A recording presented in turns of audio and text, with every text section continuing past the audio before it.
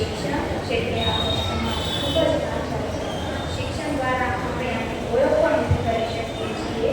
આમ શિક્ષણ એ આખા સમાજની સંસ્કૃતિને સારવા માટે ખૂબ જ જરૂરી હોય છે.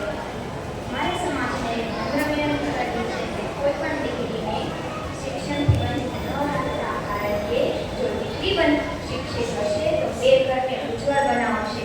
દીકરીને પણ આટલો જ અધિકાર છે જેટલો દીકરાને છે શિક્ષણ મેળવવાનો.